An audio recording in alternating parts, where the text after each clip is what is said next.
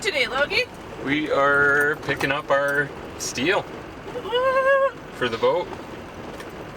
I'm Taryn, this is Logan, and this is Max. Our life rarely goes as planned, and this story is no different.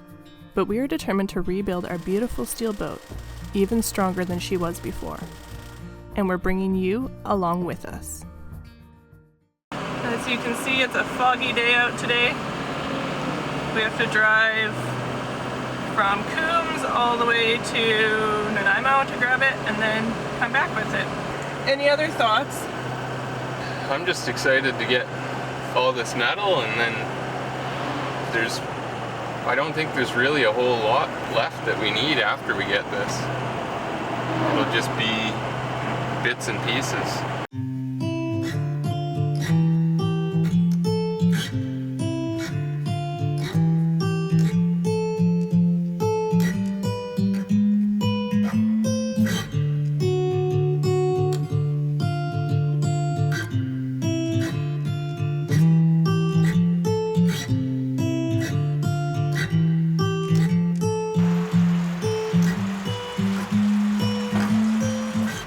Piping to go on top of the bulwarks or tow rail. We've got flat bar for the tow rail and to fix parts of the deck that have rotted through. And then we have plating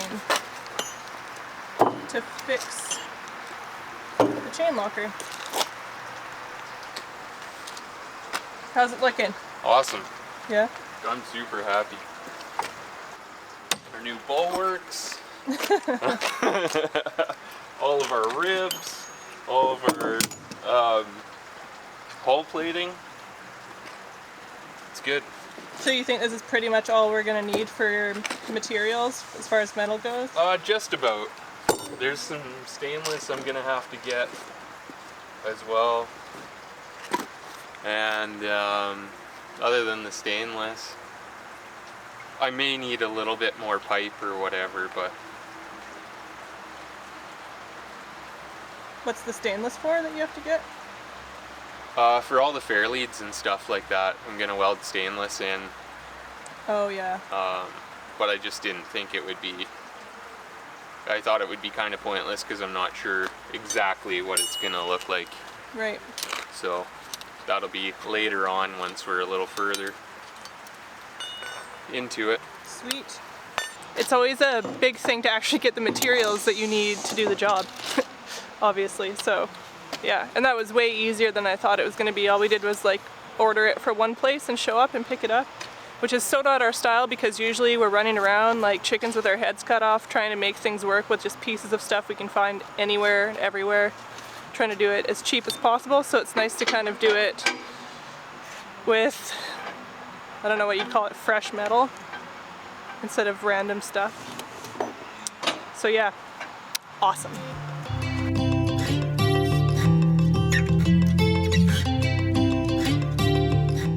Once we had all the steel, it was time to scrape out all the insulation so we could safely cut out and replace some metal.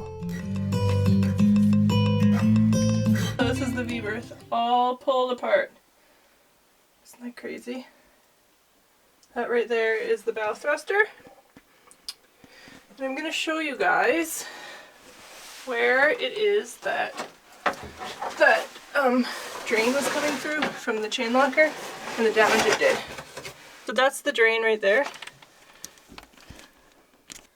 as you can see. So that's the chain locker right on the other side.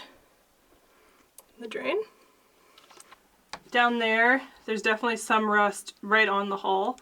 We think we'll be able to probably spot weld it or like pad weld it, so just kind of like run over it with some beads of weld in order to strengthen it instead of replacing that chunk. It's not ideal, but I mean it's better than having to cut out a bunch of the boat below the waterline and having to redo the bottom. But I mean, we'll have to redo that chunk of the bottom anyway, but it'll just be less, and it's not that thin that it should be an issue. And then once that drain is filled, so we'll have to like cap it, then we'll paint this and it shouldn't be an issue again because there shouldn't be any water coming in right there. We'll have to figure out another way for venting the bilge because that's what that was supposed to be there for, is a vent, we think, anyway. But it obviously wasn't working well anyway because we were getting a bunch of condensation down here and it was probably letting more moisture in than it was taking out, honestly. So that's another question. But before we could repair the drain hole mess, we needed to get the plasma cutter up and running. Plasma torch cuts metal. Ferrous, non-ferrous, doesn't matter.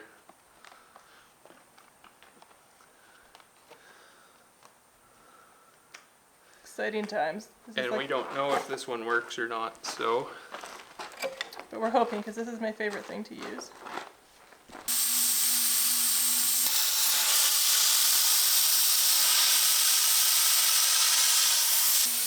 How's it looking? Sounds good.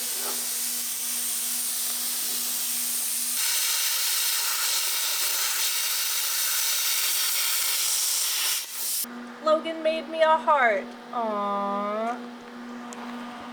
Are you impressed? Yeah, it actually works really well. Awesome. Just had to play with the settings there for a minute. Yeah, that looks way cleaner now. Yeah, it's really hard to cut this diamond plate kind of stuff. Yeah. Because it's changing. Yeah, not on the smooth side. Yeah, and it's dirty. It'd be better without the drag tip on, but we're just trying things. And then it was my turn.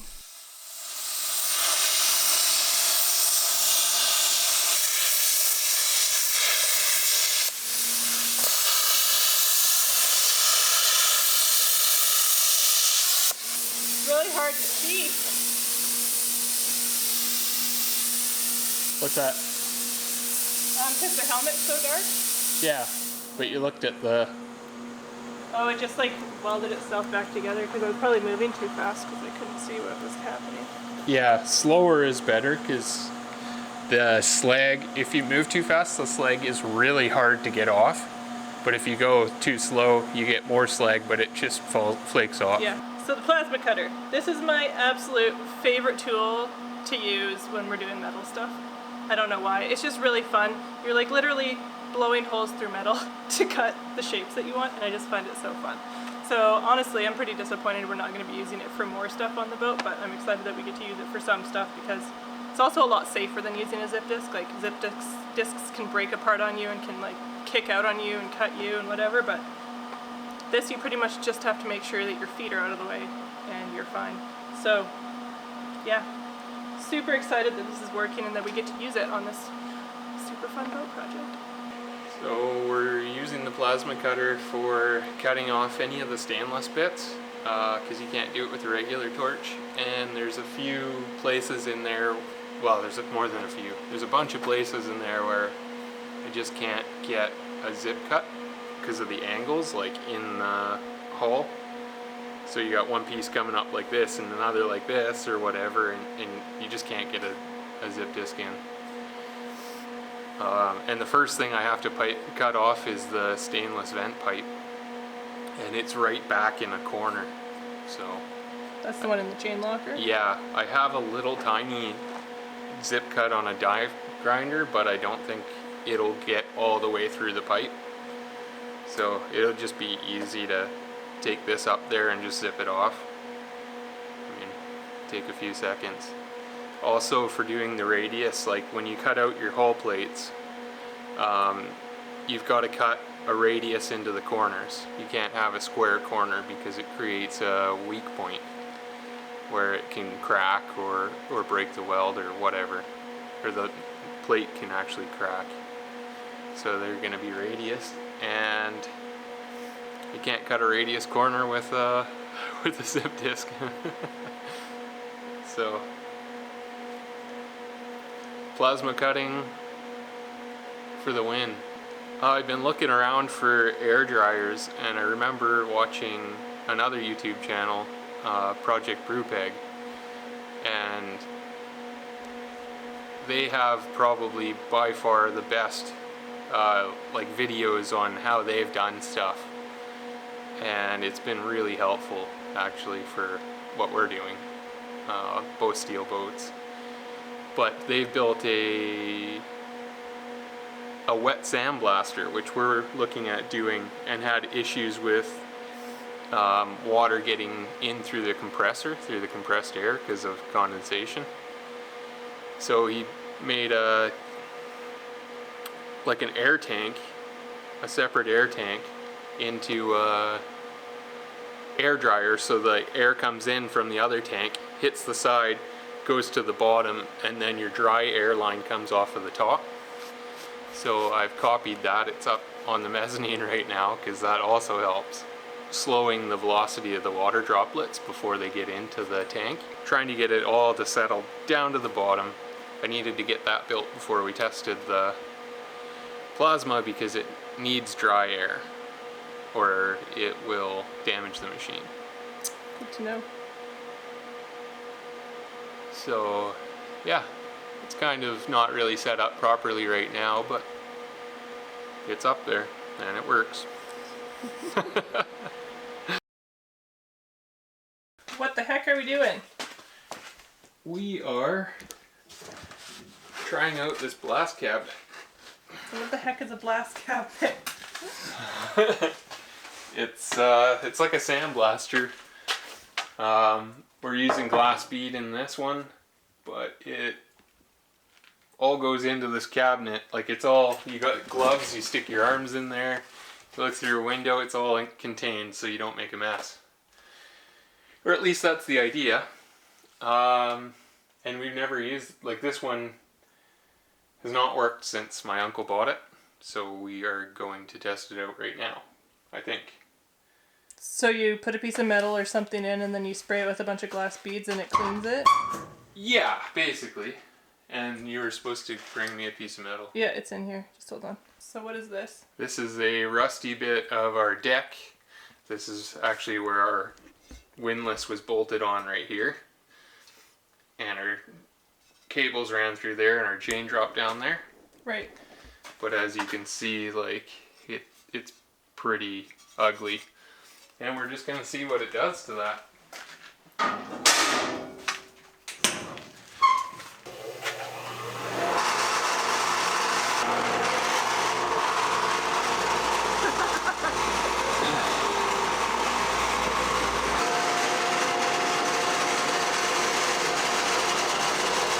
Sandblasting our steel is an imperative part of the process because paint won't stick to smooth steel surfaces.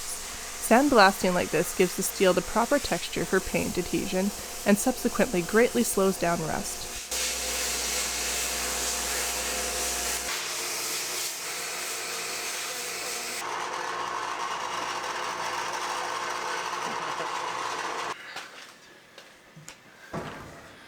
That is clean steel.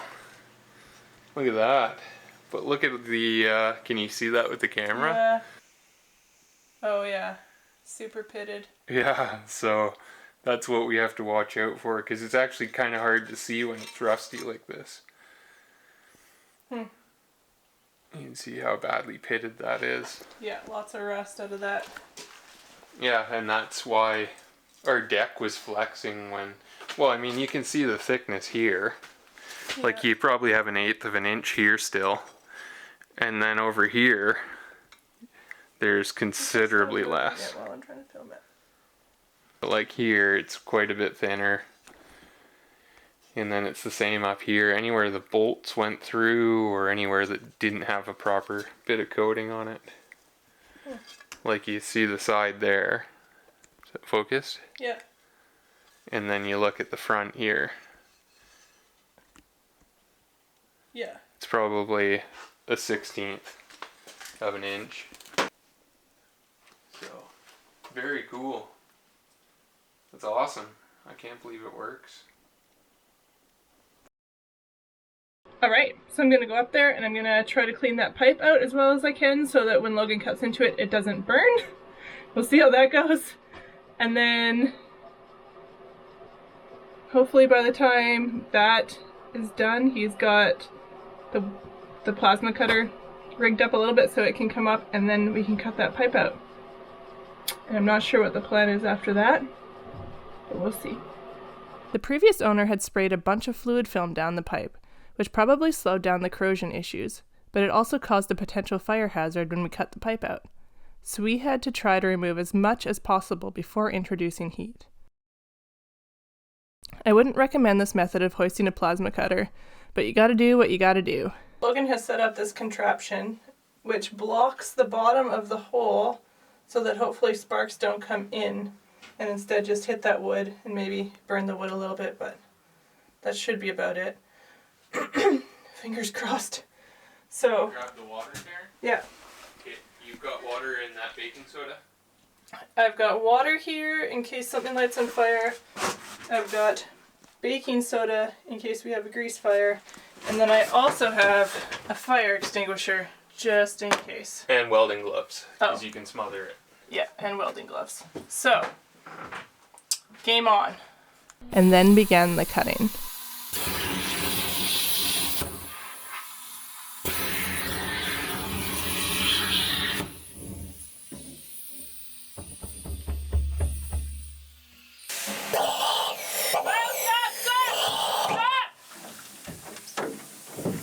There's flames shooting out of it when you're doing that. Down the paint, but I think it's probably okay. I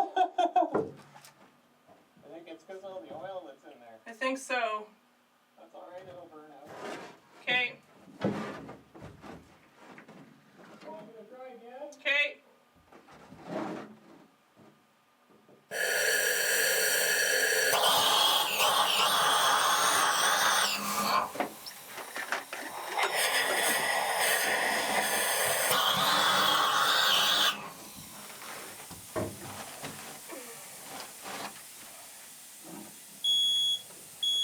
The wood's on fire.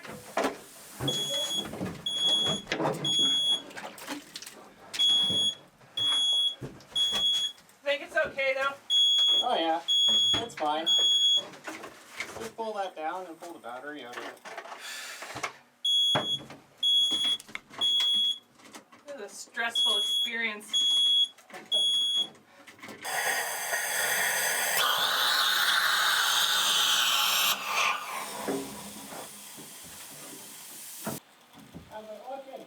It's fine, I can hear it sizzling. Yeah. Okay.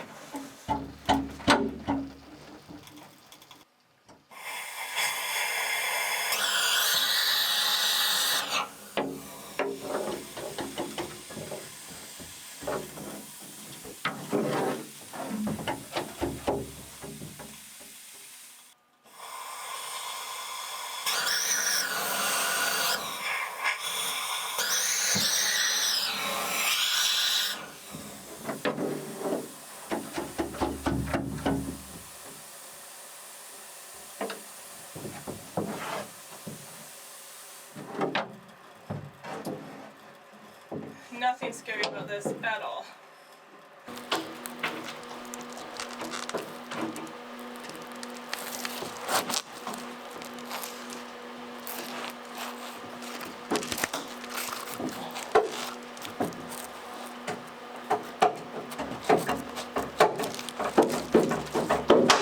Ah, woo! You got it? Let's see. Nice. Oh man. Look at it smoking. Yeah. Cool, cool. Crazy. That's what we're gonna put in through the deck, Okay. so it'll run up along the bulwark. And this will be underneath the bulwark so a wave can't come up into it. Basically, this had fluid film on the inside. You can see it, Yeah, you can see it burning. how wet it is there. Oh yeah. Even after I wiped it out like 800 freaking times. Yeah, you Well, can't get it's it. Goes right into the pore of the metal, into the pores. So between that and I don't know how many layers of epoxy are on there. Like, it's really thick. Yeah, it was just shooting flames. It was. Thanks for watching, and join us next week when we start to get into the really big work. And if you want to keep up with us in real time, we would love to have you on our Patreon for as little as $1 a month.